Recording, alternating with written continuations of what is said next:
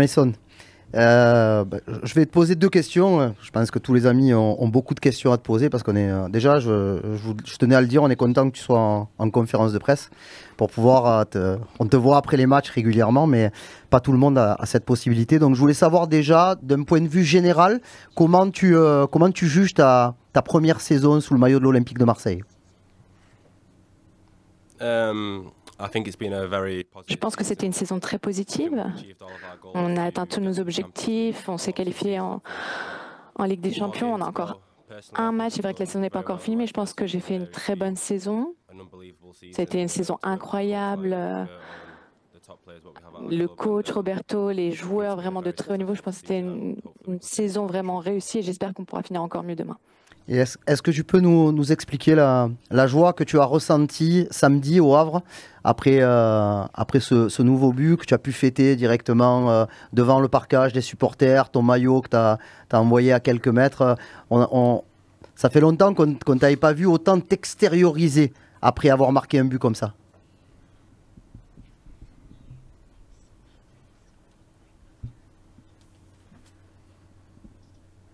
Oui, c'est vrai que j'étais très heureux, surpris aussi honnêtement parce que j'ai ce tir, j'étais un peu loin et je ne pense pas pouvoir marquer comme ça dans un match aussi important, la pression qu'il y avait pour essayer de nous qualifier pour la Ligue des Champions. Évidemment, le match avait aussi été interrompu, donc c'était compliqué de revenir, ça a ajouté une pression ultérieure et donc se qualifier pour la Ligue des Champions.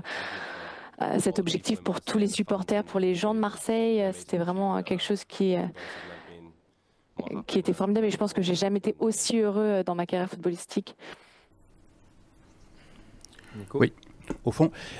Comment tu vois ton avenir et est-ce que tu seras toujours Marseillais la saison prochaine? Oui, j'espère être ici l'an prochain pour pouvoir jouer la Ligue des Champions. Certains des joueurs me dites que jouer ici, la Ligue des Champions, c'est vraiment quelque chose de spécial, voir vraiment tous les matchs à guichet fermé, voir que les supporters sont là, ce serait vraiment quelque chose d'un autre niveau encore. Merci. Mason, bonjour, au fond en face de toi.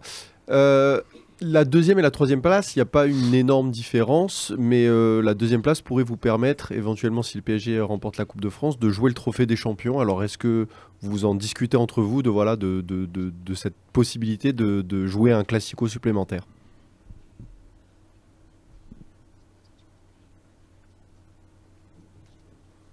Oui, évidemment, on a été deuxième presque tout au long de cette saison.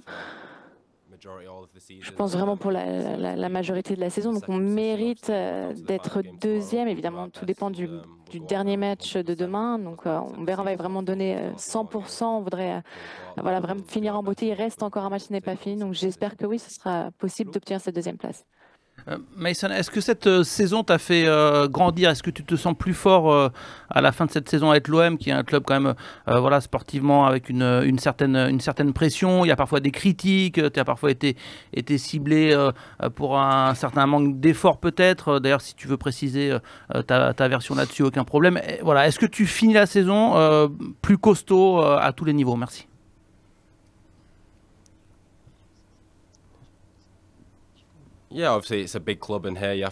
Évidemment, c'est un grand club, donc il faut toujours bien se comporter, toujours à 100% sur le terrain. On a Rabiot, Højbjerg, Léo, énormément de leaders dans cette équipe. Ils nous aident vraiment à rester unis, à nous concentrer sur le terrain et vraiment donner le maximum tout le temps. Ça, je pense que c'est quelque chose qu'on a appris en tant que groupe, vraiment de rester unis dans les bons et les mauvais moments aussi. Donc je pense que c'est quelque chose qu'on a réussi à bien faire cette saison. Évidemment, il y a eu des hauts et des bas, c'est normal, il y en a toujours dans une saison de football, mais je pense qu'il y a eu plus de hauts que de bas au final. Bonjour Mason. On est un peu là pour faire aussi un peu le bilan de ta saison.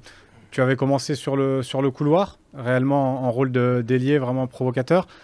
Puis avec le changement de système, tu t'es un peu réaxé. Enfin, le coach t'a un peu réaxé dans le système tactique. Puis là, tu finis la saison dans le couloir. Dis-nous un petit peu dans quel rôle, toi, tu te sens le mieux, s'il te plaît.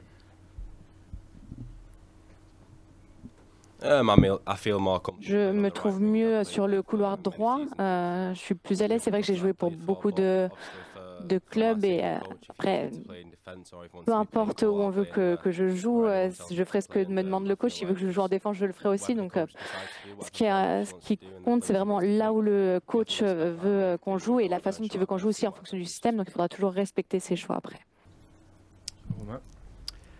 Mason, bonjour. Au moment de citer certains de tes coéquipiers, les premiers noms qui te viennent, c'est Adrien Rabiot, Pierre-Emile Højbjerg. C'est deux joueurs, des cadres qui t'ont pas lâché, toi et tous les jeunes, tout au long de la saison, pour vous donner le meilleur de vous-même. Est-ce que tu peux nous raconter comment tu as vécu cette année avec eux, ta relation avec eux tout au long de l'année?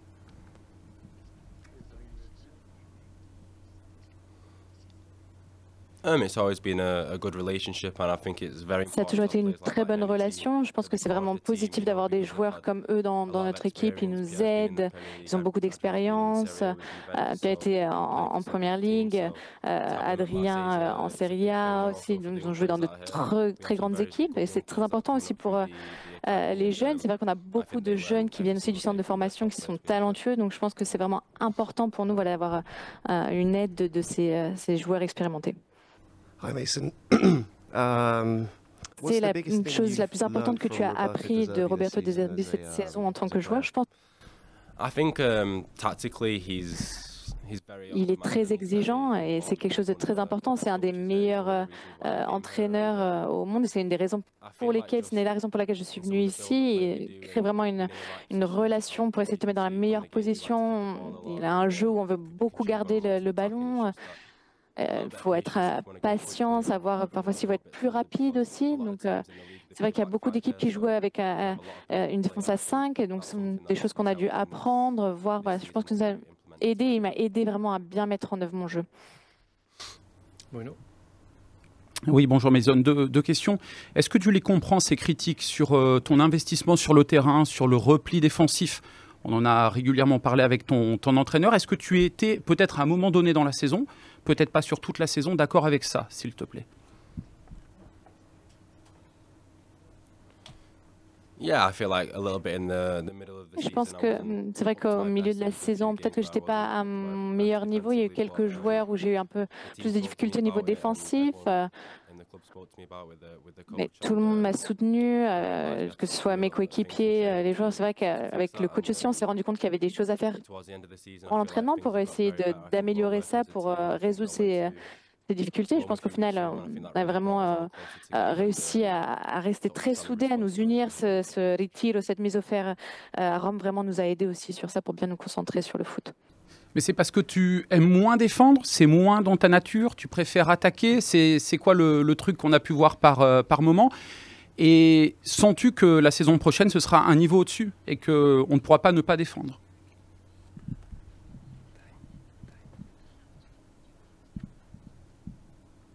Parce que tous les attaquants voudraient attaquer et pas défendre, mais évidemment c'est quelque chose qu'il faut apprendre du moins à faire mieux, parce que j'ai déjà appris évidemment que l'an prochain ce sera plus exigeant, mais ça fait qu'une saison que je suis ici, donc je pense qu'après les choses seront aussi faites de la meilleure façon avec l'expérience.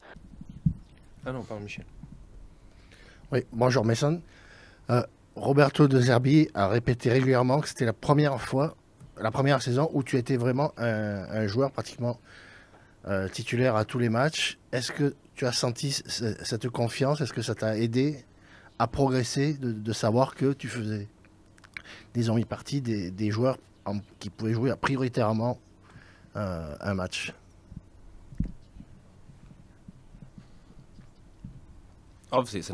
Évidemment que c'est quelque chose d'agréable quand le coach pense de bonnes choses de vous, et il m'a fait beaucoup confiance, c'est vrai, pour m'aider à vraiment attaquer avec l'équipe, et je pense qu'on a fait un très bon travail. Évidemment que sans mes coéquipiers, sans le coach, sans son staff, je ne serais pas en mesure de jouer tous ces matchs de cette façon, donc je voudrais aussi en profiter pour les remercier tous. J'ai deux petites questions. La première, quand on fait le bilan de la saison, tout à l'heure tu l'as dit, tu es content quand même de ta saison, c'est une bonne première saison à l'OM. Sur quel point tu penses que tu peux progresser, toi, encore, ici, à Marseille? Je pense d'être plus constant. Je pense être constance au cours des matchs. C'est difficile de jouer très bien tous les matchs, mais de garder un niveau de constance plus élevé. Voilà, je pense que c'est vraiment ça la clé, la constance, d'essayer de réussir à mieux jouer sur tous les matchs. Et quand on t'a posé la question de ton avenir, tu as parlé de vivre la Ligue des Champions à Marseille, c'est quelque chose de particulier avec les supporters. Justement, est-ce que tu peux nous parler un petit peu de comment tu as vécu cette saison par rapport à cette omniprésence des supporters de l'OM au Vélodrome, mais aussi à l'extérieur? Can you repeat the question again, because the translation wasn't... Comment tu as vécu cette saison par rapport à l'omniprésence des supporters quand des ambiances de folie au Vélodrome, mais aussi à l'occasion des matchs à l'extérieur pour les déplacements? J'ai l'impression que c'est de jouer avec un 12e homme. Les supporters qu'on a, vraiment, ils sont incroyables, surtout à la maison. C'est vrai que c'est une atmosphère incroyable. Moi, j'ai joué dans de grands stades à travers le monde, en Europe, et je pense que Marseille, c'est un des meilleurs. Et c'est vrai que quand on est à l'extérieur aussi, on peut vraiment sentir cette présence de nos supporters. Parfois, on ne joue pas forcément bien, c'est vrai, et ils réussissent vraiment à nous remonter le moral. Et vraiment, c'est quelque chose qu'on apprécie beaucoup et qui est formidable à voir. Hi Mason, you've played in every league match so far this season and joué tous les matchs de cette saison en championnat. Est-ce que tu te sens loin de chez toi et comment tu te sens quand on pense à Gomis, à Drogba par exemple à Marseille? No, I feel at home here. I recently had a baby here. C'est vrai que j'ai eu un enfant ici avec ma copine, donc c'est un endroit particulier pour moi. Je me sens à la maison. Pas beaucoup de gens ont l'opportunité vraiment de vivre ça, de venir à Marseille, partager cette expérience. Je pense que c'était une très bonne saison, c'est vrai, mais encore une fois, c'est grâce à mes coéquipiers, grâce au staff, grâce au coach, grâce à tout le monde. Ouais, bonjour Mason. Une petite question sur le championnat de France de la Ligue 1. Je voulais savoir à quoi vous vous attendiez en signant ici. Et aujourd'hui, quel bilan vous en tirez? Est-ce que vous trouvez que c'est un championnat très athlétique, très physique, très intense, comme on peut le dire? Voilà, est-ce qu'il y a des choses qui vous ont étonné, qui vous ont surpris? Merci beaucoup.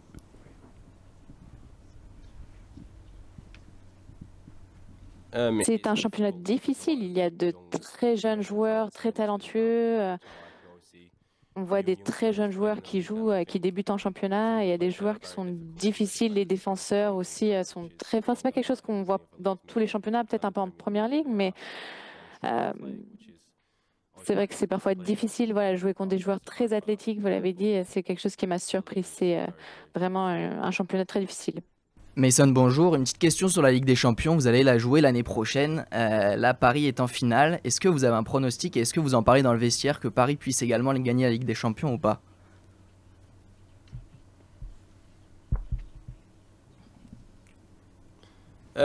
Évidemment, on a vu certains des matchs du PSG. C'est une des meilleures équipes. Évidemment, on les a affrontés 2 fois. Et c'était toujours très bon. Mais nous, on se concentre sur nous-mêmes, honnêtement.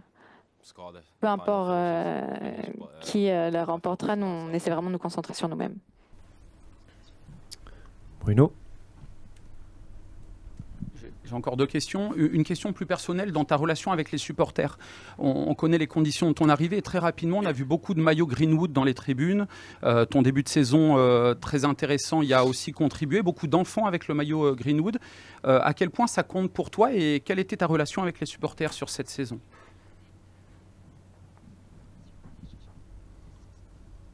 Je pense que c'est une très bonne relation qu'on a. Évidemment que c'est agréable de voir des jeunes avec le maillot portant votre nom. C'est quelque chose d'important aussi de bien jouer pour les remercier. Je pense que c'est bien de voir que les gens étaient contents de m'avoir ici, de voir quand je marque les gens qui hurlent mon nom. C'est vraiment une sensation incroyable. Et puis une question, alors on l'a lu, on ne sait pas si c'est vrai, tu vas pouvoir nous le dire, mais apparemment il y a une volonté de ta part, ou je ne sais pas si c'est la sélection jamaïcaine qui voudrait que tu joues pour elle. Qu'est-ce qui est vrai, qu'est-ce qui est faux dans tout cela, s'il te plaît?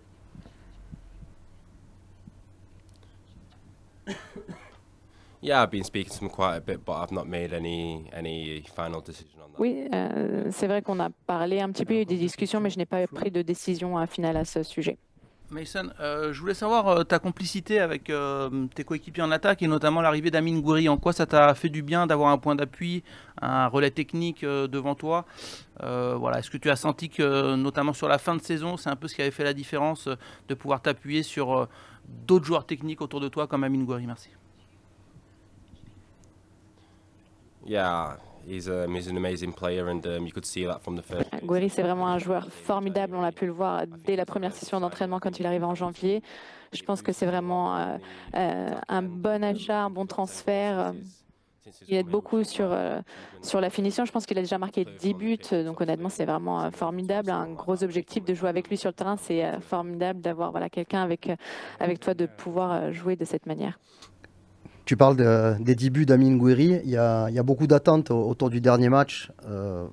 Tout le monde attend une victoire de l'OM pour valider la deuxième place. Mais il y a aussi cette possibilité, il va falloir faire un gros match, pour aller chercher le titre de meilleur buteur de Ligue 1. Tu as 2 buts de retard sur Dembélé, puisqu'ils t'ont enlevé celui de Brest. Est-ce que ça fait quand même partie un petit peu de ton objectif, ou parce que tu étais focalisé d'abord sur l'objectif collectif, mais individuellement, ta saison n'a pas été suffisante pour être nommé au trophée UNFP. Donc, est-ce que marquer encore et toujours début dans le match de demain et décrocher le titre de meilleur buteur, c'est quelque chose qui est dans un petit coin de ta tête? Évidemment, il y a des objectifs collectifs, finir deuxième, et puis il y a les objectifs personnels, comme vous l'avez dit. Je suis juste quelques buts derrière Ousmane, donc je vais essayer de faire le maximum, essayer de marquer des buts, mais je ne peux pas faire de promesses, évidemment. Je ferai de mon mieux et on verra comment ça finit. Allez Michel, la dernière pour toi. Mason, bonjour. Est-ce que tu as des objectifs pour la saison prochaine en Ligue des Champions, et est-ce que tu vas passer des numéros de téléphone à Mehdi Benatia, des joueurs qui sont en première ligue, pour leur dire que vraiment jouer à l'Olympique de Marseille, c'est quelque chose à vivre?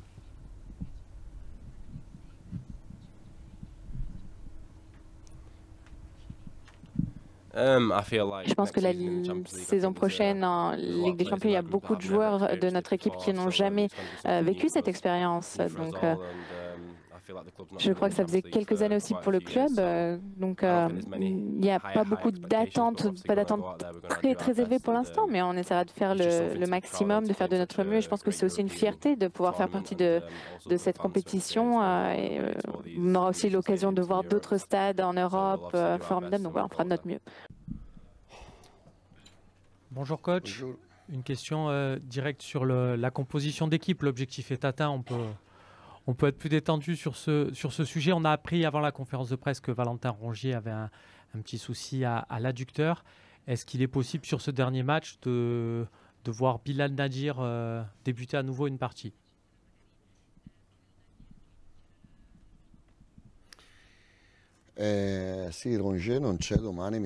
Rongier ne sera pas disponible demain. C'est vraiment dommage. Il faut le remercier. Il a joué tout le match contre le Havre avec un problème à l'adducteur. C'était vraiment incroyable. Et demain, j'essaierai de mettre la meilleure compo possible. C'est vrai qu'on est déjà qualifié en Ligue des Champions, mais c'est vrai aussi que la deuxième place est l'objectif qu'on veut atteindre. Il n'y a pas de choix, donc j'essaierai de mettre la meilleure composition possible en considérant aussi les caractéristiques de Rennes, qui est une très bonne équipe. Ils ont eu un championnat difficile, un parcours difficile avec des changements d'entraîneurs, des changements de joueurs aussi. Donc voilà, on prépare le match comme tous les autres en essayant d'obtenir les 3 points, de pouvoir célébrer et de finir deuxième au classement. Coach, bonjour. Il y a eu beaucoup d'euphorie après la qualification directe pour la prochaine Ligue des Champions de l'OM, même si la saison n'est pas terminée et que vous l'avez répété à plusieurs reprises. il n'y a rien qui vous intéresse de plus que de terminer deuxième de cette saison. Moi, je voudrais juste que, si vous pouvez mettre des mots un petit peu sur la manière qui a fait que votre équipe s'est remis véritablement dans le droit chemin à 4-5 journées de la fin, parce que après les 2 déplacements à Reims et puis à Monaco, je ne parle pas de Toulouse au milieu, il y avait quand même certains doutes qui accompagnaient la fin de saison de l'OM. Il y a eu des retours de joueurs, il y a eu aussi des modifications en termes de schéma tactique. Comment vous avez, avec votre staff, avec vos joueurs, réussi à remettre l'OM en ordre de marche pour aller chercher cette qualification pour la Ligue des Champions? Una serie di cose. Ce sont plusieurs choses. Tout d'abord, la qualité humaine des joueurs. Parce que je l'ai toujours dit, je le redis aujourd'hui pour cette dernière conférence d'avant-match de la saison, les joueurs peuvent avoir des limites, on en a tous, mais sur la qualité des personnes, personne n'a jamais douté. Donc après Reims, après Monaco,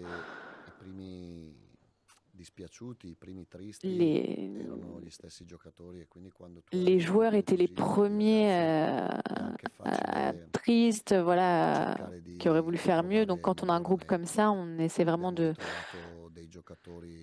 retrouver la voie. Vous l'avez dit, on a retrouvé des joueurs, on a récupéré des joueurs qui sont revenus, Murillo, Balerdi, Guiri, en plus du joueur qui est un des plus importants et qui est parfois sous-estimé, sous-évalué, qui est Højbjerg, parce qu'il était blessé du match contre Lens jusqu'à Monaco. Et puis après, il y a aussi l'expérience. Moi, je suis expérimenté, mon staff aussi, donc parfois prendre les bonnes décisions au bon moment, ça a été clé pour nous. Ça nous a permis d'aller à Rome, et Rome, ça a vraiment été un moment pas de travail, parce qu'on a travaillé tout au long de la saison, mais un moment pour vraiment être encore plus unis, encore plus soudés, pour que le sourire revienne. Je pense qu'on avait perdu un peu le sourire à ce moment-là. Et le sourire, ça ne veut pas dire rigoler, faire des blagues, c'est pas ça, mais voir une légèreté en plus aussi pour pouvoir affronter avec enthousiasme, voilà, cette course finale. Je pense que c'était vraiment important. Xavier. Bonjour coach, j'ai 2 questions à vous poser. La première, elle vous concerne vous. En cette fin de saison, les joueurs sont quasiment tous unanimes pour dire qu'ils ont énormément appris avec vous, autant sur le plan tactique que sur le plan technique et humain. J'aimerais savoir, à l'inverse, quels sont les joueurs qui vous ont fait évoluer dans votre management, dans votre conception du football, et en quoi vous avez évolué cette saison à titre personnel. Merci. Io sono molto legato ai giocatori, moi, je suis très lié à tous les joueurs, e sono legato molto ai giocatori qua, tous ceux que j'ai entraînés tout au long de ma carrière, mais surtout ceux que j'ai eus ici, parce qu'ils m'ont toujours suivi. Ce sont de bons joueurs, de bonnes personnes. Moi, j'ai été joueur aussi, donc je sais qu'être joueur à Marseille, c'est quelque chose de différent, de singulier. Je pense que le championnat qu'on a fait, si une autre équipe l'avait fait, une équipe qui était derrière nous au classement, on l'aurait considéré comme quelque chose de différent. Et à Marseille, on considère comme une bonne saison. Il y a toujours des mais. Donc, il faut vraiment que je remercie les joueurs. Il y a eu un moment de la saison où on s'est parlé encore plus franchement, avec honnêteté, parce que quand les choses ne vont pas bien, moi je l'ai toujours dit, j'ai toujours été honnête, je ne peux pas dire des choses que je ne pense pas, et donc eux à ce moment-là, ils avaient tout donné. C'était juste aussi que moi, et que le club, toutes les personnes qui sont proches des joueurs les aident pour réussir à en arriver là, où on en est.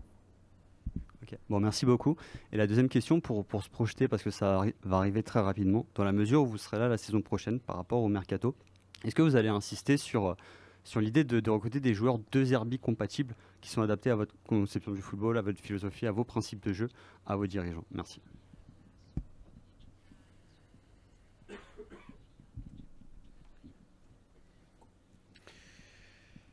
Ma sì, ma il problema non è oui, mais Le problème, ce n'est pas le coach. Le problème, ce sont les joueurs.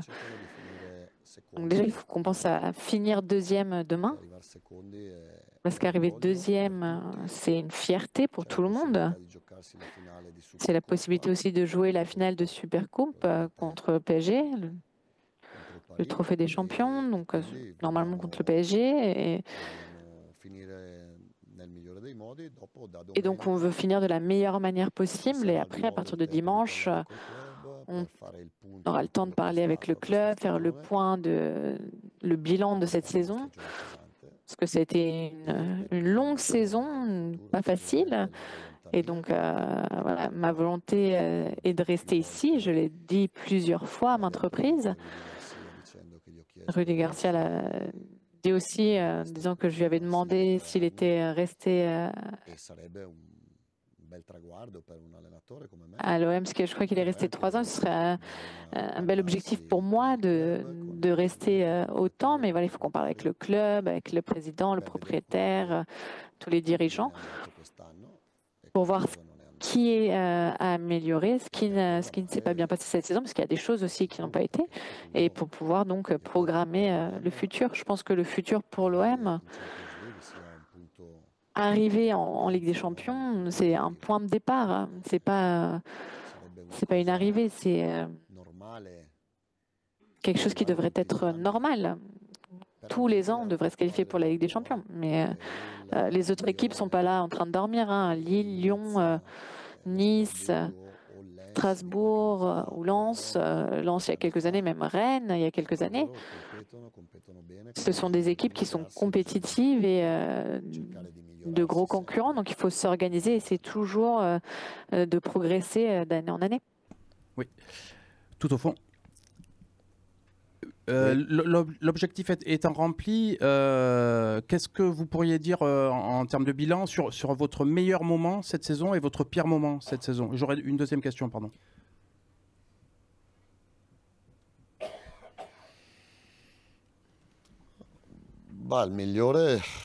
Alors, le meilleur moment,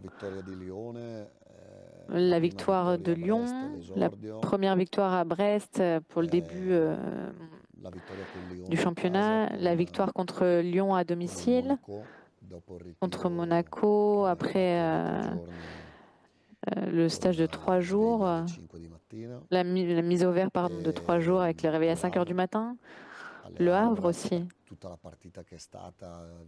Le match au Havre, pour la physionomie du match, on a bien joué la première mi-temps, on n'avait pas réussi à concrétiser, le match est interrompu, ce qu'il y a eu en tribune, après pendant 20 minutes on s'est endormi, après on a réussi à marquer ce but de 2-1 et 3-1, évidemment on a tous explosé quoi. Le moment négatif, le pire moment, je pense pas seulement sur le terrain, parce que sur le terrain, les gens qui jouent au foot, les gens qui font du sport savent qu'il y a des moments où tu gagnes et tu perds, mais le moment négatif, c'est le moment où je me suis senti vraiment touché, attaqué, et c'est quelque chose qui pèse encore après Reims.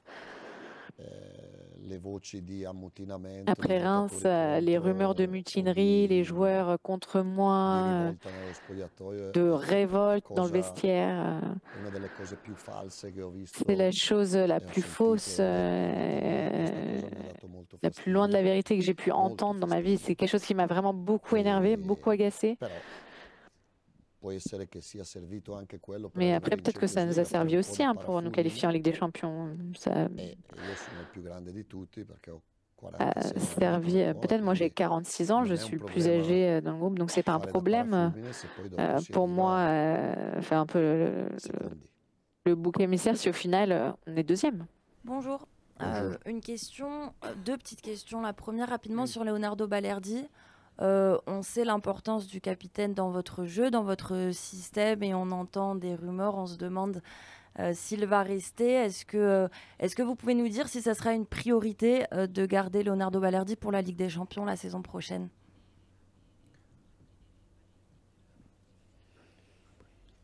Je ne sais pas. Il y a le président, le directeur sportif, qui sont les personnes plus à même de répondre à ces questions. Il ne fait aucun doute que l'objectif du club sera de se renforcer. Parce que c'était une saison singulière, où on ne jouait pas en Europe, il y avait moins de disponibilité économique, il fallait qu'on réussisse de la même manière. Pour nous, cet objectif de la Ligue des Champions était vraiment vital. Maintenant qu'on l'a atteint, je pense qu'on aura le temps, une fois la saison finie, de penser à comment renforcer l'effectif. Évidemment, Balerdi, c'est un pilier de cette équipe. Après, on verra lui aussi quelle est sa volonté. Il y a beaucoup de choses à prendre en considération.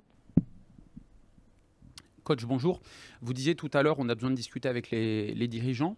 Qu'est-ce que vous souhaitez, vous, peut-être changer, peut-être améliorer en vue de la saison prochaine? Est-ce que vous voulez être rassuré aussi sur l'aspect économique, par exemple, du club, sur le projet économique qui va aller avec le projet sportif, s'il vous plaît? Ce sont des choses normales à la fin de la saison de se réunir, si on a le contrat à revoir, voilà, si on veut continuer à travailler ensemble, chacun dit ce qu'il pense. Et au cours de cette réunion, on parle toujours de ce qui s'est passé et de ce qui devra se passer dans le futur, du passé et du futur, de manière sincère, claire, et toujours pour le bien de l'OM. Ce que j'ai toujours dit, tout ce que j'ai fait, moi, mais ce qu'on a fait nous ici à la commanderie, et moi je parle quand même de moi, au final, tout ce que j'ai fait, je l'ai toujours fait pour le bien du club. Toujours. Et je ne veux pas maintenant parler de chiffres, parce qu'on dirait que je veux toujours prouver quelque chose, de prouver combien ce qu'on a fait était bon, mais je pense qu'on pouvait faire même plus. J'ai aucun doute sur ça. On a vraiment perdu des matchs pesants. La qualité du jeu n'a pas été celle que je voulais. C'est vrai. Il y a certaines de mes équipes dans le passé qui ont joué mieux que l'OM de cette saison. On a fait 3-4 bons mois, de novembre à fin février. On a bien joué même au niveau de la qualité du jeu. Mais je pense qu'on pouvait mieux faire. Et donc je ne suis pas satisfait de la qualité du jeu sur 10 mois. On pouvait mieux faire en évitant de perdre des matchs comme contre Auxerre, à domicile à l'extérieur, Strasbourg à l'aller, Reims. Mais après, durant la journée, moi je vois la moyenne des points 2024-2025 pour l'OM. On n'avait pas cette moyenne la saison de Tudor, la saison dernière, l'année de Villas-Boas. Aucune saison avec Rudy Garcia. Et non plus avec Bielsa. Et ça, c'était notre première saison.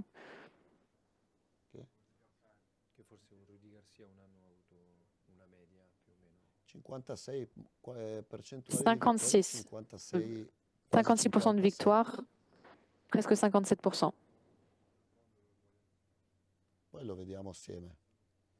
Après, on le verra ensemble, si vous voulez.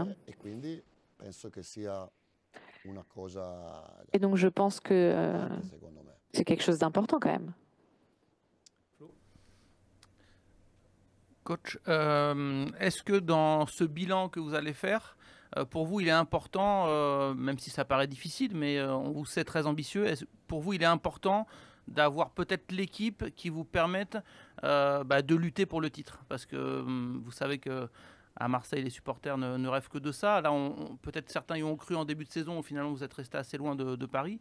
Voilà. Est-ce que pour vous, c'est assumer le fait que Paris est injouable, ou c'est avoir l'ambition d'aller bousculer le PSG sur une saison et donc de se donner les moyens? Est-ce que ça fait partie de vos demandes de l'été?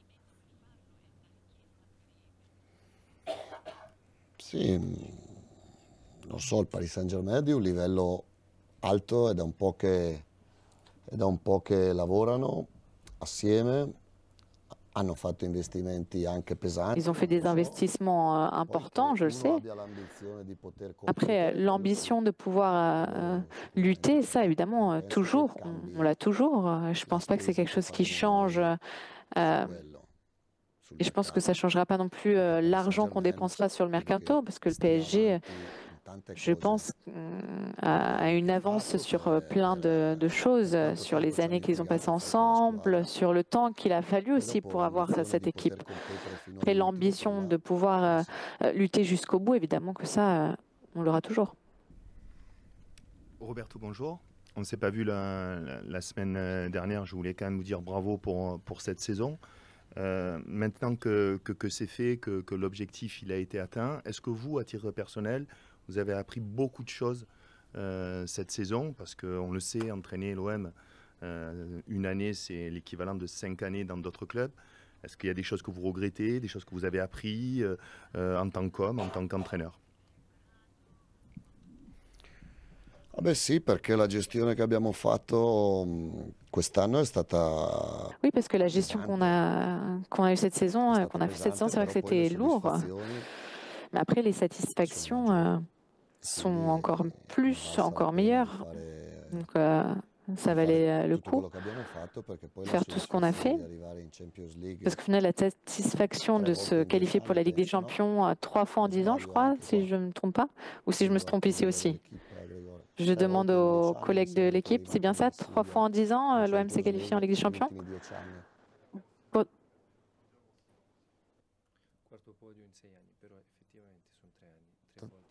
Tre volte in 10 anni. In questa cosa 3 fois en 10 ans, je pense que je ne me trompe pas, et donc ça un résultat important pour l'OM, on en est tous contents. Sì, sì, ho imparato tanto, ma tutti gli anni... Oui, j'ai beaucoup appris. Tutti gli anni si impara sempre qualcosa, poi... On apprend toujours quelque chose tous les ans. Et un entraîneur comme moi qui est à l'étranger, en dehors de son pays, en dehors de l'Italie, tu apprends une culture différente. Tu apprends à gérer des joueurs qui ont des habitudes différentes aussi. Tu apprends à gérer des pressions différentes. Parce que travailler à Sassuolo, c'est pas comme travailler à l'OM. Tu apprends à cohabiter avec des choses qui t'énervent, mais que tu as du mal à gérer. Donc il y a beaucoup de choses.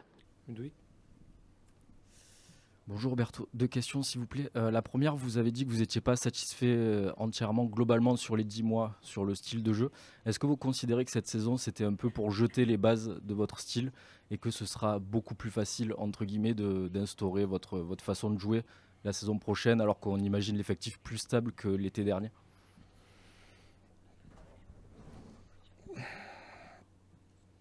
No. La settimana scorsa avevo detto... Non, alors, la semaine dernière, j'avais dit qu'au niveau de la qualité du jeu, parfois on était un peu trop lent, un peu trop prévisible. Mais au niveau des points, on a fait beaucoup de points. Au niveau des buts aussi, on a beaucoup marqué. 66, si je ne m'abuse. C'est beaucoup de buts. Après, évidemment, si on veut être parfait... Moi aussi, il y a des matchs qui m'ont pas plu. On était un peu trop lent sur certains matchs, trop prévisibles.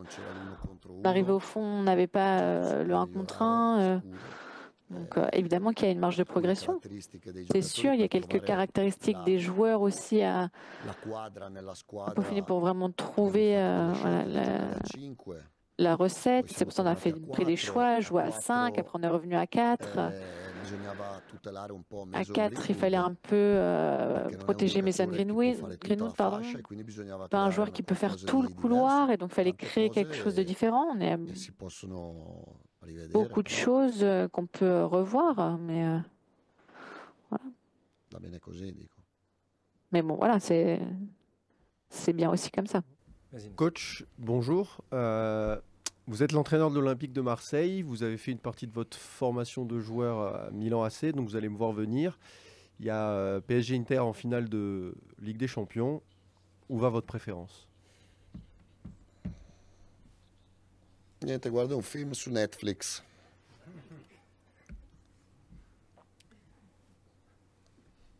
Tristan.